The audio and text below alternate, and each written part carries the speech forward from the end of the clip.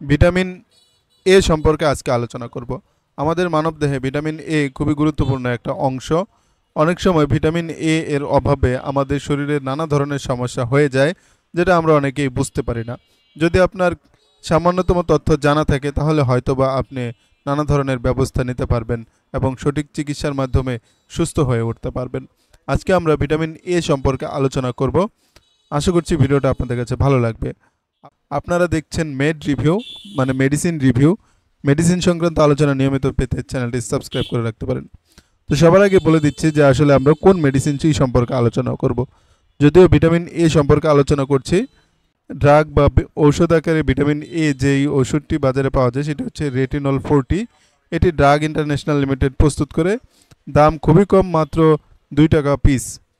তো তার আগে আমরা বলবো যে ভিটামিন এ এর ঘাটতিজনিত যে সকল সমস্যা দেখা যায় তা হচ্ছে রাতকানা, অর্থাৎ অল্প আলোতে অথবা রাতের বেলা চোখে না দেখা, জেরোফথেলমিয়া অর্থাৎ চোখ শুকিয়ে যাওয়া বা চোখে ছানি পড়ার মতো অবস্থা তৈরি হওয়া, পাশাপাশি ত্বক, চুল এবং নখের নানা ধরনের পরিবর্তনের দেখা দিতে পারে। এছাড়াও মিউকোসা অসুস্থতার আনুষঙ্গিক চিকিৎসায় যেমন সাইনোসিস, ব্রঙ্কাইটিস, সর্দি, ইকথায়োসিস, ডায়রিয়া রোগ, ব্রণ, সেরোসিস ইত্যাদি চিকিৎসায় এটি দেওয়া হয়ে থাকে। এছাড়া যাদের বয়সন্ধিকাল চলছে তাদের রোগ প্রতিরোধ ক্ষমতা বাড়ানোর জন্য, পাশাপাশি রাতকানা রোগ থেকে পরিত্রাণ পাওয়ার জন্য এটি দেওয়া হয়ে থাকে। এছাড়াও দেখা যায় অনেক সময় ডায়রিয়ার পরবর্তী সময়ে এই ভিটামিন এ এর ঘাটতি দেখা দিতে পারে, সেক্ষেত্রেও এটি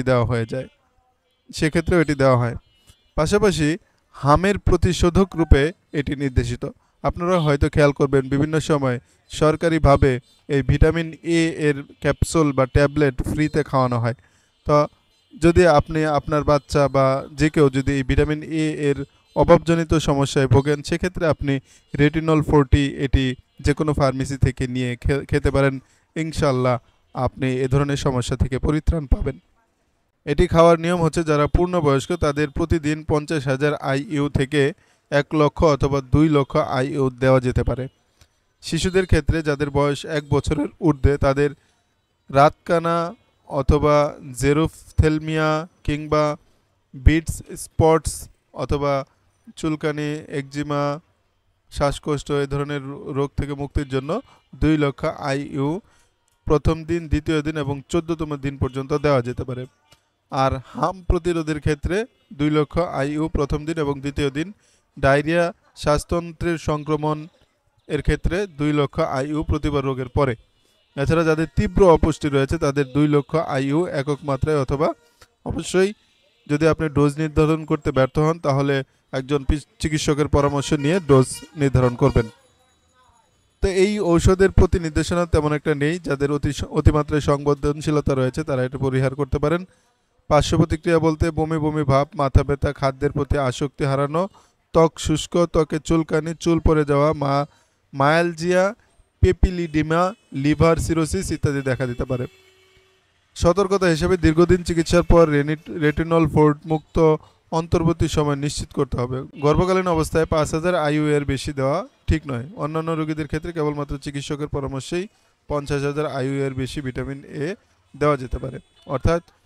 অর্থাৎ যারা গর্ভবতী রয়েছে তাদের ক্ষেত্রে অবশ্যই একজন বিশেষজ্ঞ ডাক্তারের পরামর্শ অনুযায়ী খেতে হবে। পাশাপাশি অন্যান্য রোগে যদি আক্রান্ত কেউ থাকে সেক্ষেত্রেও ডাক্তারের পরামর্শ অনুযায়ী খেতে হবে। তো যাদের ভিটামিন এ এর অভাবজনিত লক্ষণগুলো দেখা দিয়েছে তারা অবশ্যই একজন ডাক্তারের শরণাপন্ন হয়ে প্রয়োজনে ডাক্তারের সুপরামর্শ অনুযায়ী, প্রেসক্রিপশন অনুযায়ী মেডিসিন গ্রহণ করার চেষ্টা করবেন। ইনশাল্লাহ আপনি অচিরেই সুস্থতা ফিরে পাবেন। আজকে ভিডিও এখানেই রাখতে চাচ্ছি। দেখা হবে আবারও নতুন কোনো ভিডিওতে। আল্লাহ হাফেজ।